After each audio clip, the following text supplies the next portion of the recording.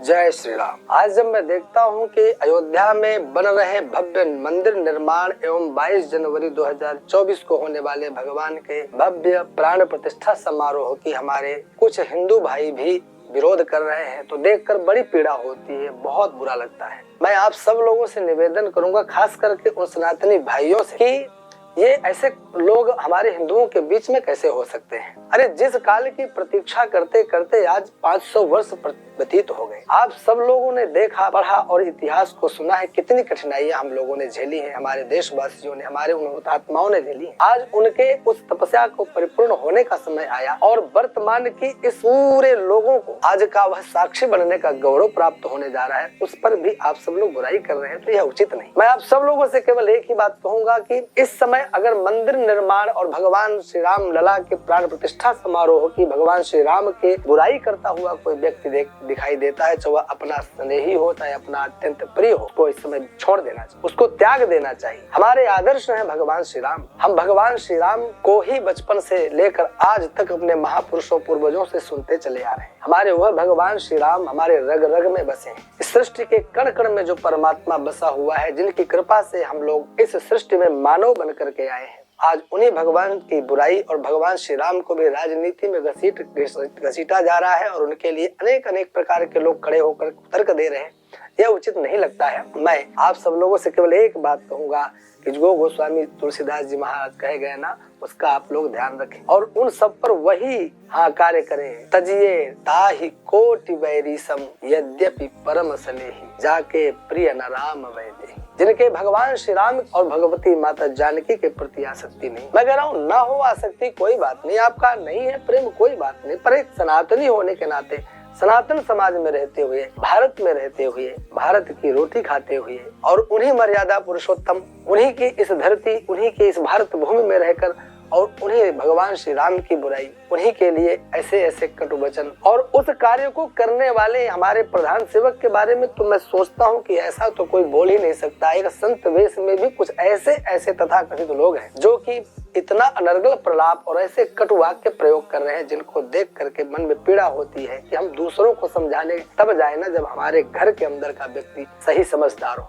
आज इस समय इस प्रकार की भाषा का प्रयोग, 4 दिन रह गए भगवान श्री राम के इस भव्य महोत्सव के लिए और इस प्रकार की बातें, ऐसे इतनी सीटें हैं, देख लेना, मैं तुम्हें देख लूंगा, तुम्हें पूरे देश में अगर तुम्हारे मतलब जमानत जब्त हो जाएगी, ऐसी ऐसी बातें, जमानत जब्त करने वाली बातें हैं, चुनावी बातें हैं, तो वो चुनावी बातें, राजनीतिक बातें राजनीतिक परिप्रेक्ष्य में करना।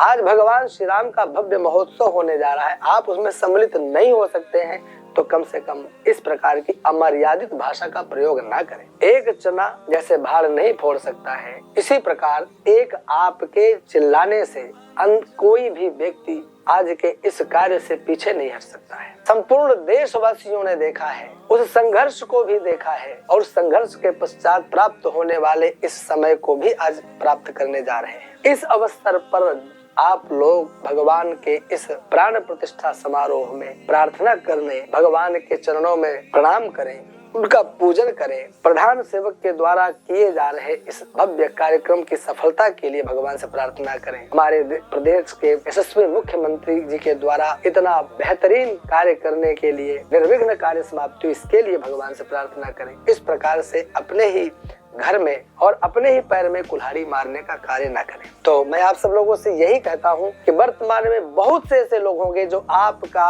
हित चिंतक बनकर, आपका पड़ोसी बनकर, आपके घर के बनकर के केंद्र बिंदु में इस स्थिति को केवल ये कह करके बतलाने का प्रयास करेंगे कि ये सब कुछ भी नहीं है, अभी मंदिर निर्माण नहीं हुआ है, पूरा कार्य नहीं हुआ है, ये राजनीतिक लाभ लेने के लिए मंदिर की प्राण प्रतिष्ठा होने जा रही है। तो देखो ऐसे ऐसे लोग हैं जो उदाहरण क्या देते हैं कि अगर अभी कपड़ा अधूरा सिला हुआ हो, जिसकी बाहें ना बनी हो, ऐसा व्यक्ति उस कपड़े को पहनकर विवाह कर सकता है क्या? दूल्हे को कह दिया जाए अभी पूरा कपड़ा नहीं सिला, जैसा बना वैसे ही पहन के चला जा, ऐसा उदाहरण दे रहे हैं। तो ऐसे उदाहरण यहाँ पर प्रयोग मत कीजिए। आप लोगों को समझाने के लिए अकेला मैं ही नहीं, पूरे देश का हर व्यक्ति, बच्चा बच्चा पर्याप्त है। क्योंकि उदाहरण के लिए प्रसंग को देखिए, कहीं की चीज कहीं संगति मत लगाइए। अरे मंदिर के निर्माण में, वास्तुकला के कार्य में, वास्तु निर्माण में और कपड़े के कार्य में बहुत बड़ा भेद होता है। कपड़े की यदि बाहें नहीं सिली हैं, नहीं पहना जा सकता है। कॉलर नहीं बनी, बटने नहीं लगी तो नहीं पहना जा सकता है। लेकिन अगर वास्तु निर्माण में जिस लक्ष्य की प्राप्ति के लिए, जिस कार्य के लिए हम करने जा रहे हैं, अगर वह कमरा भी तैयार हो गया है तो हम गृह प्रवेश करके उसमें रह सकते हैं, रहते हुए निर्माण कर सकते हैं।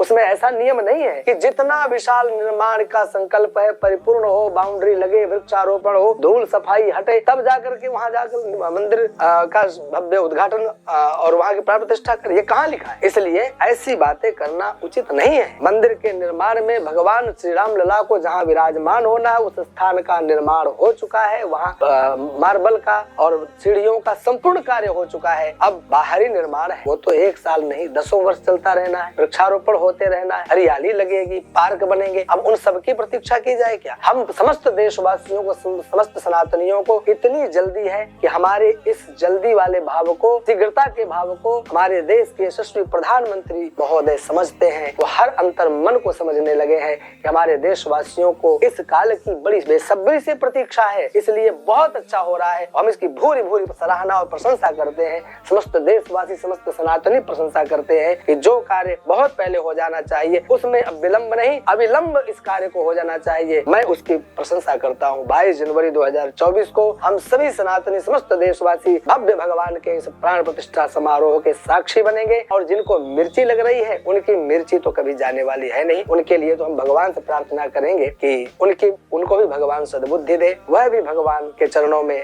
प्रणाम कर सके, ऐसा उनका विवेक प्रदान करे, ऐसी उनकी भी बुद्धि भगवान प्रदान करे। आप सभी को जय श्री राम। श्री राघवेंद्र सरकार की जय।